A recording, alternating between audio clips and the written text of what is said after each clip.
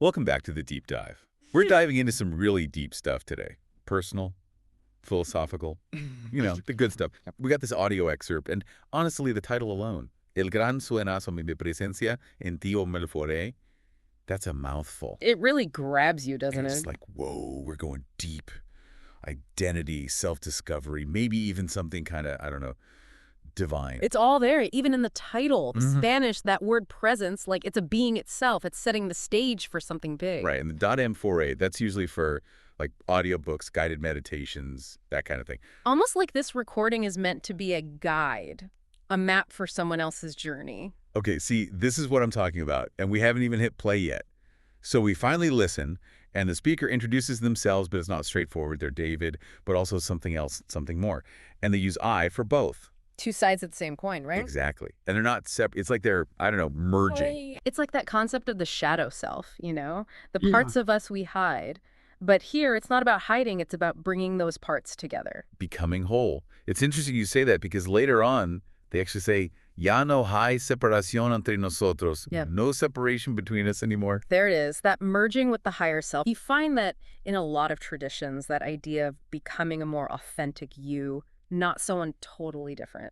So is this a physical change in the audio or more like a metaphor? It's both, almost. There's a part where they talk about feeling this expansion, becoming one with everything. They say, disolver en la nada y serlo todo al mismo tiempo. Dissolving into nothing and being everything at the same time. Wow. I get that sometimes when I'm creating, like Lost in the Flow. Maybe that's one way in to that kind of merging. Exactly. And they even talk about being present, like a breathing exercise, focusing on each inhale, each exhale. Like they're saying, this merging, it's not about escaping life. It's about bringing that awareness into everything you do. Instead of stressing about the past or future, they're just present. Imagine if we could all do that. But it's not all sunshine and rainbows, is it? There's that part with Casanova. I was like, wait, what does a legendary lover have to do with any of this? Right, curveball. Hmm. But they explain that Casanova was a past identity, one that taught them about love, connection, all that messy human stuff. Past lives. Are we Yeah. going there? It's not clear if it's literal or metaphorical, but either way, it makes you think.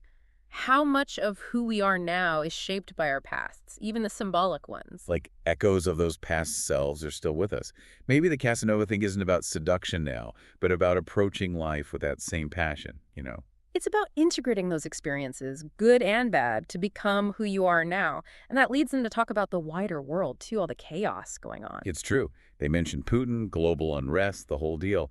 But they're not freaking out, are they? It's like they see it, but aren't attached to it. That stoicism idea, right? You can't control everything, so focus on your own actions, your own thoughts. Don't get bogged down in the stuff you can't change. Instead, find that peace within yourself. But that's easier said than done, right? Definitely. And they're not saying to ignore what's going on. It's about choosing how you react. Can you find that calmness inside no matter what's happening outside? Like the eye of the hurricane, calm in the middle of the storm. Yeah. That's what we're all striving for, isn't it? It seems like it's a key part of their journey. But it's not a solo mission. They mention Adamus, another being a teacher maybe, who has a very different take on things. And that's what I find so interesting. Everyone's journey is different, even when we're exploring these big universal themes. Totally. It's like they're saying, hey, this is my experience, but don't take it as gospel, which I appreciate. There's no one right way to do this self-discovery thing, is there? Not at all. And this Adamus figure, whoever they are, they represent that, like a different lens on the same topic. Ooh, I like that. Yeah. Like a sparring partner for your spiritual side. Right. Someone to poke holes in your theories and make you think harder. And it sounds like Adamus doesn't pull any punches.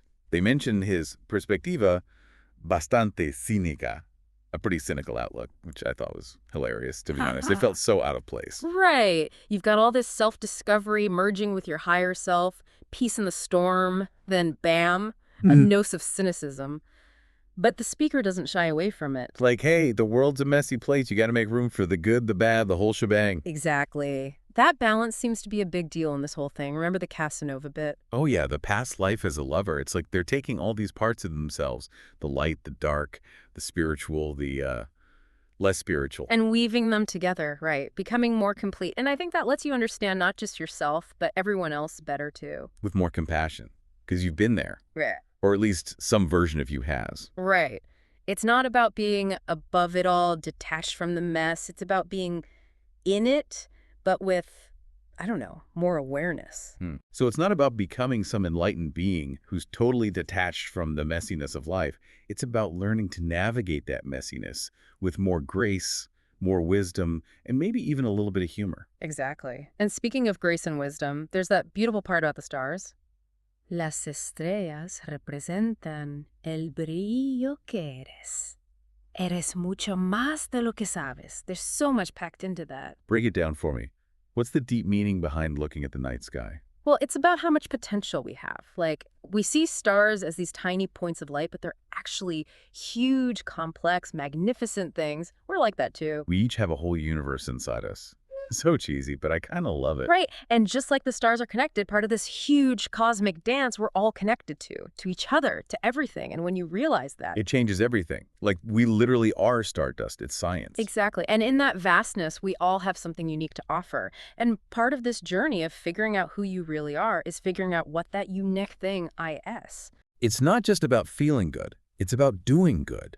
Taking all that you're learning and putting it out into the world. Yes. That's what makes this so powerful. It's not about retreating inward. It's about bringing that inner light out to change things. So find that inner peace, but then don't stop there. Share it. Beautifully put.